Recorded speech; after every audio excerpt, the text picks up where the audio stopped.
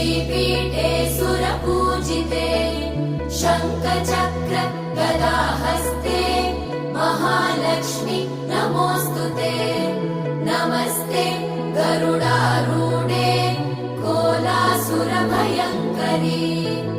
सर्वपाप हरे देवी महालक्ष्मी नमोऽस्तुते महादेव्यै च विद्महे विष्णुपत्नी च धीमहि तन्नो लक्ष्मी प्रचोदयात्।